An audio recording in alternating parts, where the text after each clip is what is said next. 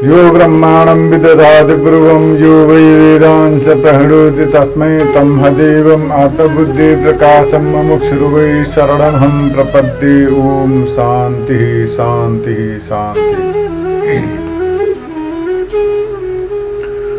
परमात्मा के चरण कमल में साष्टांग दंडवत करते हुए और आप सभी लोगों का हार्दिक अभिनंदन करते हुए प्रश्नोत्तर मणिरत्न माला उसके ऊपर विचार करेंगे।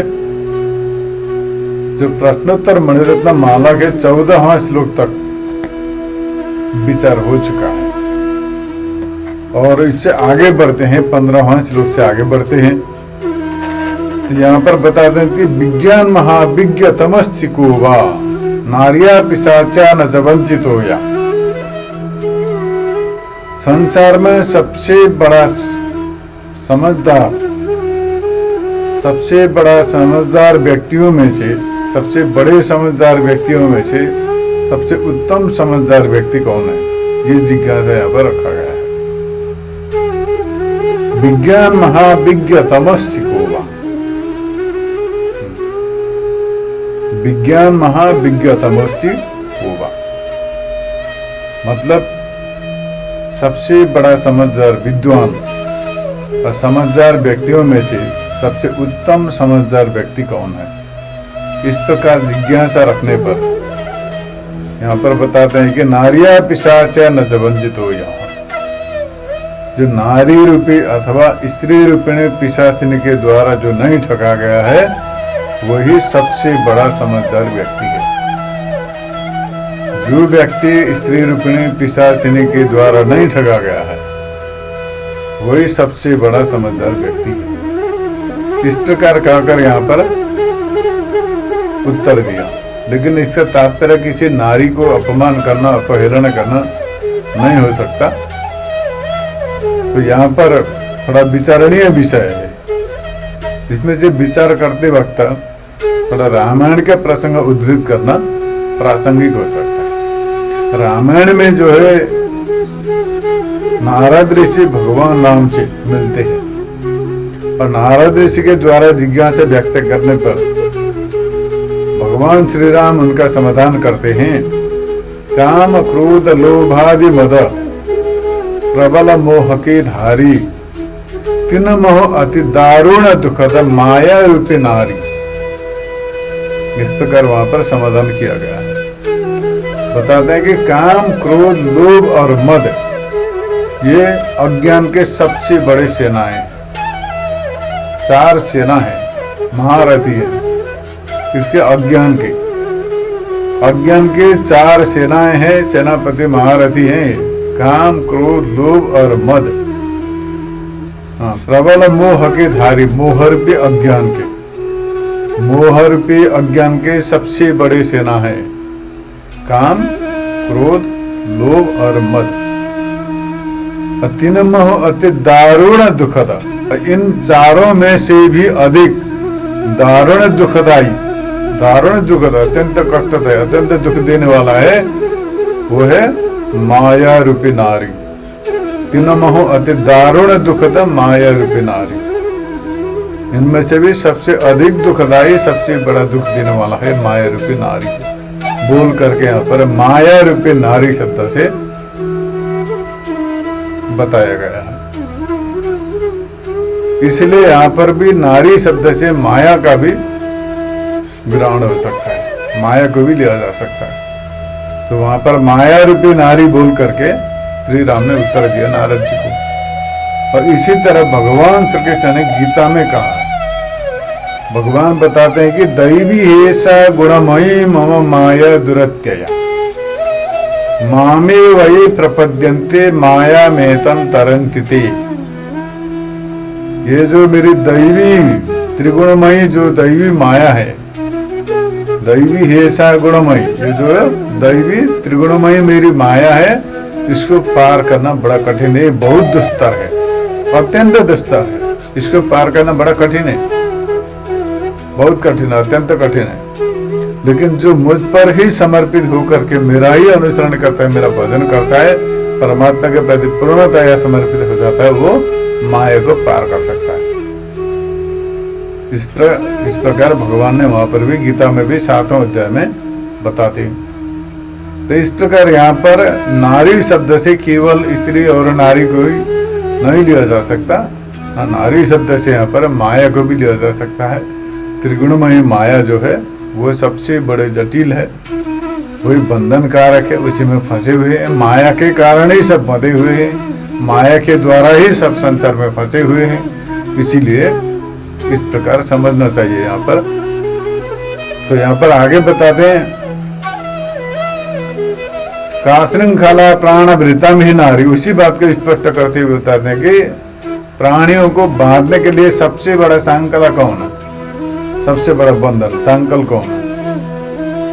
ऐसा पूछने पर यहाँ पर बताते हैं कि प्राणभृतम ही नारी, नारी ही सबसे बड़ा बंधन है, नारी सबसे बड़ी बंधन है। प्राणियों को बांधने के लिए जो संकल होते हैं ना, हाथी को शेर को बांधे रखते हैं, हाथी को बांधते हैं, घोड़े को बांधते हैं, तो उसी संकल, जिस प्रकार से संकल से हाथी को बांधा जाता है, घोड़े को बांधा जाता है, शेर को भी बांधा जाता है, सिंह को भी बांधते हैं, उसी तरह से माया के द्वारा ही सभी मनुष्य प्राणधारी मनुष्य बंधे हुए हैं। का श्रृंखला प्राणभृतम ही नारी, प्राणधारी जीवों के लिए सबसे बड़ा संकल है नारी। इस प्रकार यहाँ पर नारी शब्द ही बताएगा। तो पहले की तरह ही समझना चाहिए, नारी माने जो सज्जन होते हैं, सत् प्रवृत्ति होते हैं, उनके लिए नहीं बताया गया है। जो दुष्प्रवृत्ति वाले होते हैं, ठगने वाले, छलने वाले होते हैं, वो नारी भी हो सकते हैं, पुरुष भी हो सकते हैं। केवल नारी को ही नहीं बताया जा सकता, पुरुष भी कोई कमी नहीं है बुराई के लिए। हाँ, बल का दुरुपयोग करते हैं, शक्ति का दुरुपयोग करते हैं। इसलिए नारी और पुरुष चाहे जो भी हो, जो दुष्प्रवृत्ति वाले लोग हैं वो बंधन कारक होते हैं, और जो नारी भी सत्प्रवृत्ति वाले होते हैं लौकिक तरह से देखा जाए तो। इसलिए नारी पुरुष सामान्य के बाद न लेकर के यहाँ पर माया को लेना उचित होगा, त्रिगुणमय माया को लेना उचित लगता है। विद्वजन अपने हिसाब से अर्थ लगाते हैं, लेकिन अपना जो है कि अपना मत, अपने विचार से ऐसा उचित लगता है। क्योंकि नारियां भी जो कोई भी तत्व विदुषी हो सकती है, अब उनके अनुसरण करके कई लोगों का उद्धार होता है, कल्याण हो सकता है। और पुरुष भी दुष्प्रवृत्ति वाले होते हैं, जिनके संगत में रख करके बहुत अच्छे लोग भी बुरे हो जाते हैं, फंस जाते हैं। इसलिए यहाँ पर किसी एक लिंग को नहीं लेकर के, ना लेकर के समष्टि माया को लेना उचित होगा, ऐसा हमको लगता है। यहाँ पर बताते हैं इस तरह का श्रृंखला प्राणभृतम ही नारी, इसलिए सभी प्राणियों को, प्राणधारी जीवों को बंधे रखने के लिए एक बंधन संकला जो है वो नारी है। इस प्रकार बताते हैं। आगे बताते हैं, दिव्यम व्रतम किम च समस्त दैनम, सबसे बड़ा उत्तम व्रत क्या है, सबसे उत्तम व्रत कौन सा है। इस प्रकार पूछने पर बताते हैं कि पूर्ण रूप से विनय भाव ही सबसे उत्तम व्रत है। नम्रता, हम्बल, वही सबसे बड़ा उत्तम व्रत है। क्योंकि जो नम्र होता है वो पात्र बन जाता है। इसलिए विद्या भी व्यक्ति का नम्र बनाता है।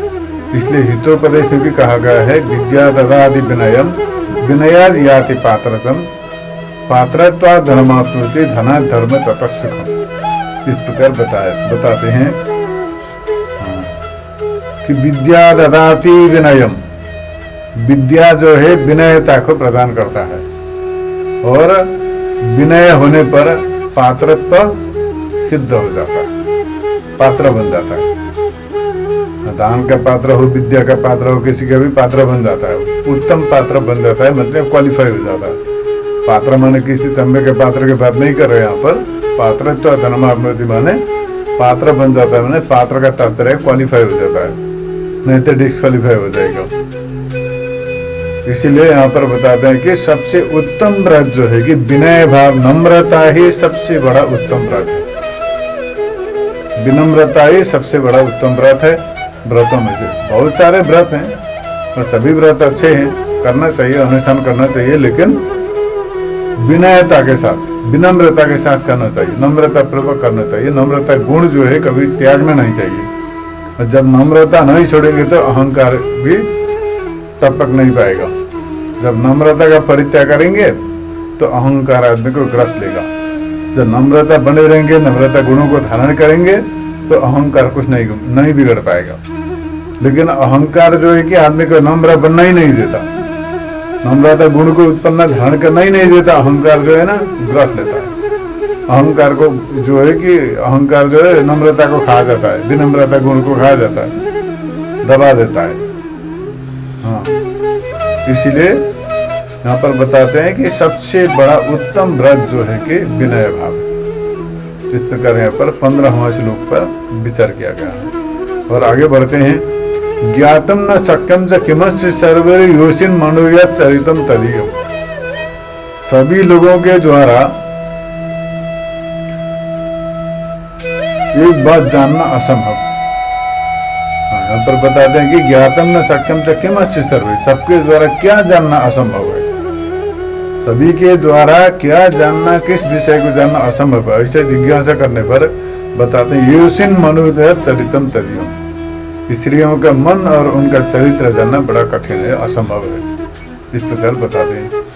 और आगे बताते हैं कादृश सजा सर्व जनेर दुराशा। सभी के द्वारा त्यागना अत्यंत कठिन क्या है, त्याग करना सबसे बड़ा कठिन त्याग क्या है। सभी के द्वारा परित्याग करना सबसे बड़ा कठिन विषय वो है दुराशा। विषय भोग के प्रति जो आशाएं हैं, अभिलाषाएं हैं, जो आकांक्षाएं, महत्वाकांक्षाएं हैं, वो सभी को परित्याग करना बड़ा कठिन है। क्योंकि आशा रूपी पाशों के द्वारा ही सब बंधे हुए हैं। आशाओं के कारण ही सब जी रहे हैं, घूम रहे हैं, फिर रहे हैं, सब इधर उधर दौड़ रहे हैं, भाग रहे हैं, सब कुछ कर रहे हैं आशाओं के कारण। कुछ करने की आशा, कुछ पाने की आशा, कुछ खाने की आशा, कुछ देखने की, कुछ सुनने की। ये सभी आशा आकांक्षा जो वासनाएं हैं, वो वासनाओं के द्वारा ही सब बंधे हुए हैं। तो उस वासना को परित्याग करना सबसे बड़ा कठिन काम है, सबसे बड़ा दुष्कर कार्य है। वासना को परित्याग करना सबसे बड़ा दुष्कर कार्य है। इसलिए यहाँ पर बताते हैं सभी के द्वारा परित्याग करना सबसे बड़ा कठिन क्या है। पूछने पर बताते हैं कि वासना ही सबसे बड़ा कठिन है परित्याग करना। वासना को त्याग करना सबसे बड़ा दुष्कर कार्य है। इस प्रकार बताते हैं। तो आगे बताते हैं यहाँ पर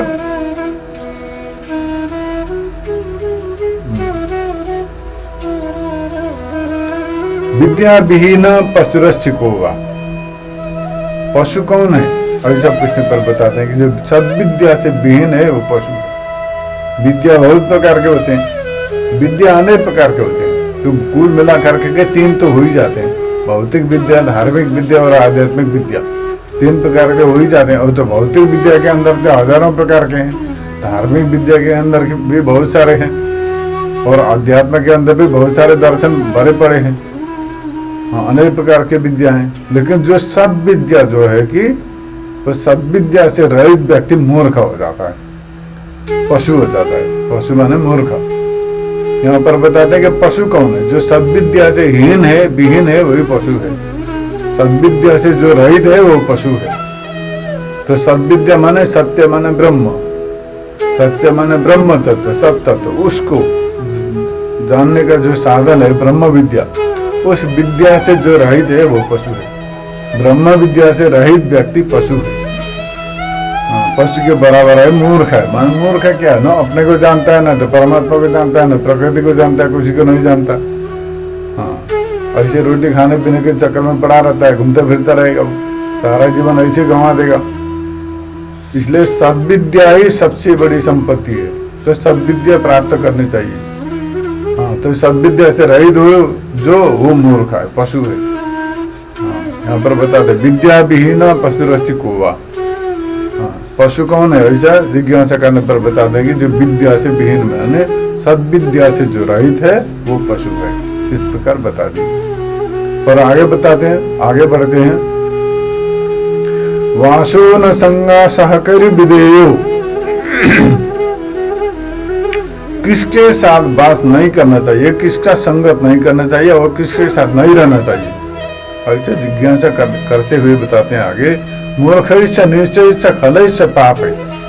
मूर्ख, नीच, दुष्ट और पापियों के साथ संगत नहीं करना चाहिए और उनके साथ रहना भी नहीं चाहिए। जो मूर्ख है और नीच प्रवृत्ति वाला है, दुष्प्रवृत्ति वाला व्यक्ति है, और खल माने दुष्ट है और पापी है। इन चारों व्यक्तियों का संगत भी नहीं करना चाहिए और इन चारों के साथ रहना भी नहीं चाहिए। चारों का संगत भी नहीं करना चाहिए और चारों के साथ रहना भी नहीं चाहिए। चारों में से एक के साथ भी संगत नहीं करना चाहिए और किसी के साथ रहना भी नहीं चाहिए। मूर्ख के साथ, नीच प्रवृत्ति वाले व्यक्ति के साथ, खल माने दुष्ट के साथ और पापी के साथ, इन चारों में से किसी के साथ भी रहना और वास करना नहीं रहना चाहिए और नहीं संगत भी करना चाहिए, संगत भी नहीं करना चाहिए। और आगे बताते हैं मुमुक्षुणां किम त्वरितं विधेयम्। मुमुक्षुओं के द्वारा शीघ्रातिशीघ्र क्या करना चाहिए? जो मोक्ष की अभिलाषा रखता है तो उसके द्वारा शीघ्रातिशीघ्र क्या करना चाहिए, उसको क्या करना चाहिए? शीघ्रातिशीघ्र, अत्यंत शीघ्र, त्वरित गति से क्या करना चाहिए? सो बताते हैं यहाँ पर सत्संगति निर्ममते स भक्ति। सत्संग करना चाहिए और ममता का परित्याग करना चाहिए और ईश्वर की भक्ति करनी चाहिए। ये 3 बातें बता दी। सत्संग और ममता का त्याग और परमेश्वर की भक्ति, ये 3 बातें करनी चाहिए। जो मुमुक्षु है, मोक्ष की अभिलाषा रखता है, मोक्ष चाहता है, उसको सत्संग करना चाहिए, ममता का त्याग करना चाहिए और परमेश्वर की भक्ति करनी चाहिए। 3 बातें बता दी। हाँ, परमात्मा की भक्ति करना चाहिए, अहिर वैरों की नहीं। बात ये। सो आगे बताते हैं यहाँ पर लघुत्तमूलम च किमर्चितैवा गुरुत्तमूलम यदयाचनम च। लघुत्तमूलम, छोटेपन की जड़ क्या है? जो आदमी का वजन घट जाता है, छोटा हो जाता है, दूसरे के सामने झुकना पड़ता है, छोटे हो जाएंगे। हाँ, मतलब अपना मूल्य कम हो जाएगा, वजन कम हो जाएगा। उसका मूल जड़ क्या है? तो ऐसा बताते हैं कि याचना। किसी के पास जाकर के किसी भी चीज की याचना करेंगे तो छोटे हो जाएंगे, उसके साथ छोटे हो जाएंगे, ऋणी हो जाएंगे। हाँ, ये लघुत्व का मूल है, छोटेपन का मूल जड़ यही है। हाँ, अपने को छोटा बनाना हो तो दूसरे के साथ याचना करना पड़ता है, छोटे हो जाएंगे। और दूसरे के साथ याचना करके जीवन जीने वाला, जीवन यापन करने वाला जो व्यक्ति जो है कि छोटा हो जाता है, ऋणी बन जाता है, छोटा हो जाता है। और आगे बताते हैं कि बड़प्पन की जड़ क्या है। और इसी तरह बड़प्पन का मूल क्या है? बड़प्पन का मूल जो है कि वो यद अयाचनम था, याचना नहीं करना, कुछ भी नहीं मांगना, भले भूखे रहना पड़े लेकिन किसी के पास से कुछ भी मांगना नहीं है। हाँ, मांगेंगे तो छोटे हो जाएंगे, देने वाला बड़ा हो जाएगा। इसलिए यहाँ पर बताते हैं कि छोटे का मूल जड़ क्या है? छोटेपन का जड़ है दूसरे से मांगना, और बड़ेपन का जड़ है किसी से कुछ भी नहीं मांगना। ये बड़ेपन का जड़ है। हाँ, किसी से कुछ नहीं नहीं मांगेंगे तो बड़े हो जाएंगे, अपने स्वरूप में रहेंगे। हाँ, अपना जो इच्छित है, अपने जो इच्छा है उसी में रहेंगे। लेकिन जो किसी के साथ जाकर के कुछ भी मांगेंगे तो छोटे हो जाएंगे, तो देने वाला बड़ा हो जाएगा। इस प्रकार बताते हैं यहाँ पर। आगे बताते हैं किसका जन्म सराहनीय है। जन्म तो सब लेते हैं, सब जन्म लेते हैं, सब जन्मे हुए हैं, लेकिन किसका जन्म सबसे बड़ा सराहनीय है। तो आगे बताते हैं जिसका फिर जन्म न हो उसी का जन्म सफल है। जातो ही को यश्च पुनर्न जन्म। किसका जन्म सराहनीय है ऐसा प्रश्न पर बताते हैं जातो ही को यश्च पुनर्न जन्म, जिसका पुनर्जन्म न हो, फिर जन्म ना लेना पड़े। तब तक ज्ञान होकर के ब्रह्म साक्षात्कार करके ब्रह्मलीन हो जाएगा, फिर जन्म लेगा ही नहीं हो। हाँ, इसलिए बताते हैं कि किसका जन्म सराहनीय है, किसका जन्म सफल है। ऐसा पूछने पर किसी धनी मानी का जन्म सफल नहीं बता रहे हैं, किसी पढ़े लिखे डिग्री वाले का नहीं बता रहे हैं। हाँ, ऐश्वर्य संपन्न वाले लोगों के लिए नहीं बता रहे हैं। यहाँ पर बताते हैं कि जिसका पुनर्जन्म ना हो उसी का ये जन्म सफल है, फिर जन्म ना लेना पड़े, जन्म लेना ना पड़े, और ब्रह्मलीन हो जाए, ब्रह्म साक्षात्कार करके मुक्त हो जाए, मोक्ष गति को प्राप्त करे, उसी का जन्म सफल है। जो मनुष्य होकर के जन्म लेने के बाद मोक्ष गति को प्राप्त करे उसी का जन्म सफल है। फिर उसका पुनर्जन्म नहीं होगा। एक बार मुक्ति होने के बाद पुनर्जन्म नहीं होगा, तो उसी का जन्म सफल है। इस प्रकार बताते हैं। कोवा मृत्यु यस्य पुनर्न मृत्यु, और मृत्यु किसका सफल है? हाँ, तो वही बताते हैं कि फिर ना मरना पड़े, मरना ना पड़े। जन्म किसका सफल है? फिर जन्म लेना ना पड़े। और मृत्यु किसका सफल है? सराहनीय है। मृत्यु किसका सराहनीय है? लेकिन मरते तो सभी है, लेकिन मृत्यु किसका सराहनीय है? तो ऐसा जिज्ञासा करते हुए बताते हैं कि जिसको फिर मरना ना पड़े, फिर मृत्यु ना हो, फिर मरना ना पड़े, उसी की मृत्यु सफल है, सराहनीय है। इसी प्रकार आगे बढ़ते हैं। मुको शिवकोवा बदिरस्त कोवा। मुख कौन है? मुख जो बोल नहीं सकता। ऐसा जिज्ञासा करते हुए बताते हैं कि जो समय पर वचन कहने में समर्थ ना हो, उचित समय पर उचित वचन बोलने में जो समर्थ ना हो, वो मूक है। हाँ, बोलते हुए भी वो मूक है, बोलता हुआ भी वो मूक है। हाँ, क्योंकि उचित अवसर पर उचित समय में बोल ही नहीं पाता। क्या बोलना है, क्या करना है, उचित समय पर प्रसंग पर बोल नहीं पाता, कुछ कह नहीं सकता, तो वो जो है कि मूक है। हाँ, और बहरा कौन है? बहरा कौन है? तो बताते हैं यहाँ पर कि जो यथार्थ और हितकर वचन को नहीं सुनता वो बहरा है। जो उचित समय पर बोल नहीं सकता वो गूंगा और मूक, और जो यथार्थ और हित की बातें नहीं सुनता वो है बहरा। अब फालतू फालतू की बातें, दुनियादारी की बातें सुनता रहता है, लेकिन हित का उचित की बातें ना सुनता हो वो है बहरा। हाँ, उचित समय पर बोल नहीं सकता, गूंगा, और उचित बातें और हित का बातें नहीं सुनता वो है बहरा। इस प्रकार बताते हैं। और विश्वास के योग्य नहीं है, कौन नहीं है? तो नारी। विश्वास के अयोग्य है नारी। इस प्रकार बता दिया यहाँ पर। अब आगे बताते हैं। तत्वम किमेकम शिवमद्वितीयम। एक तत्व कौन है? एक ही तत्व है जो एक अद्वितीय तत्व कौन है? तो शिवम। अद्वितीय शिव बने परम, शिव स्वरूप परम ब्रह्म परमात्मा ही एक अद्वितीय तत्व है।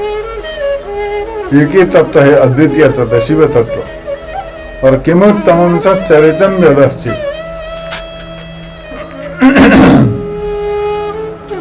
और जो सबसे बड़ा उत्तम कौन क्या है? तो उत्तम आचरण ही सबसे बड़ा उत्तम है। संसार में सबसे बड़ा उत्तम चीज है उत्तम आचरण। और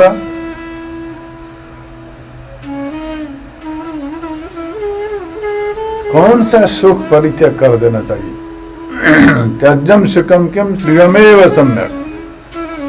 किस सुख को परित्याग कर देना चाहिए? कोई सुख है, दुख तो सब परित्याग करते हैं, उसके लिए बोलना नहीं पड़ता, लेकिन कोई सुख भी है जिसको परित्याग करना चाहिए। सुख को भी परित्याग कर देना चाहिए। सही से पूछने पर जिज्ञासा करते हुए यहाँ पर बताते हैं कि स्त्री सुख परित्याग कर देना चाहिए।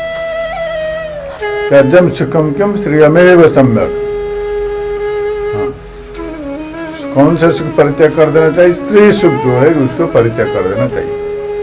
हाँ, स्त्री संसर्ग से जो सुख प्राप्त होता है उस क्षण के, इसलिए स्त्री सुख जो है उसको परित्याग कर देना चाहिए, उसको छोड़ देना चाहिए और परम सुख की ओर आगे बढ़ना चाहिए। आगे बताते हैं कि देने योग्य उत्तम दान क्या है? सदा अभय दान देना ही सबसे बड़ा उत्तम दान है। अभय ही सबसे बड़ा उत्तम दान है। अभय दान जो है सबसे बड़ा उत्तम दान है। इस प्रकार बताते हैं देना चाहिए, जो दान देना चाहिए दान है, तभी दान करते हैं। बहुत प्रकार के दान होते हैं, लेकिन दानों में से देने योग्य सबसे उत्तम वस्तु जो है अभय देना उचित है।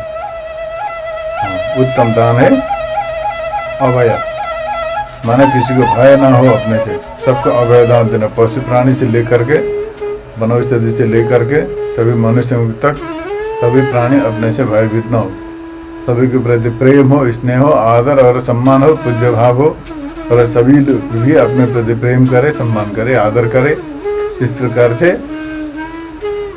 हाँ, कोई अपने से भयभीत ना हो, तो अभय दान देना चाहिए।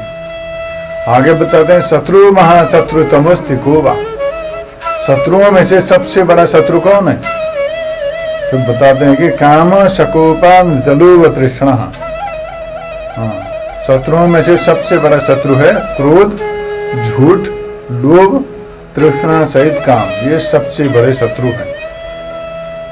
शत्रुओं में से सबसे बड़े शत्रु कौन है? ऐसे जिज्ञासा करते हुए यहाँ पर बताते हैं कि क्रोध, झूठ, लोभ और तृष्णा सहित काम, ये सबसे बड़े शत्रु हैं। इन शत्रुओं को नष्ट कर देना चाहिए। न पुरीयते को विषय सैव। हाँ, अब विषय भोगों से कौन तृप्त नहीं होता? विषय भोगों से कौन तृप्त नहीं होता? ऐसे जिज्ञासा करते हुए बताते हैं तृष्णा सहित काम, जो शत्रु बताते हैं वही काम, जो काम जो है कि कभी पूरा नहीं होगा। हाँ, तृप्त नहीं होगा। कामनाएं कभी तृप्त नहीं होंगी। काम जो है कि जितना भोगते जाएंगे उतना बढ़ता ही चला जाएगा, जितना भोगते जाएंगे उतना ही बढ़ता ही चला जाएगा। अग्नि की तरह है। जिस प्रकार अग्नि में जितना घी और समिता डालेंगे उतना बढ़ता ही चला जाएगा, जितना घी डालेंगे उतना ही बढ़ेगा। उसी तरह से काम भी जितना सेवन करेंगे उतना ही बढ़ेगा, जितना सेवन करेंगे उतना ही बढ़ेगा। हाँ, बढ़ता ही चला जाएगा, इसलिए कभी तृप्त नहीं होगा। तो आगे बताते हैं किम दुख मूलम ममता विधानम। सबसे बड़ा दुख का जड़ क्या है? हाँ, दुख का सबसे बड़ा जड़ कौन है? दुख का जड़ कौन है? ऐसे जिज्ञासा करते हुए बताते हैं ममता नामक दोष दुख का सबसे बड़ा जड़ है। जो ममता है ना, मेरापन, किसी भी वस्तु पर मेरापन जो है वो दुख का जड़ है। वह सबसे बड़ा दुख है, दुख का जड़ है। हाँ, इस प्रकार बताते हैं ममता जो है दुख का सबसे बड़ा जड़ है। इस प्रकार यहाँ पर 15 से लेकर के 21वें श्लोक तक का सारांश प्रस्तुत किया गया। और इसी के साथ आज का विषय यहाँ पर पूरा करते हैं। फिर 22वें श्लोक को लेकर के अगला प्रकरण में पुनः दूसरी बार प्रस्तुत करते हैं। हरि ओम तत्सत।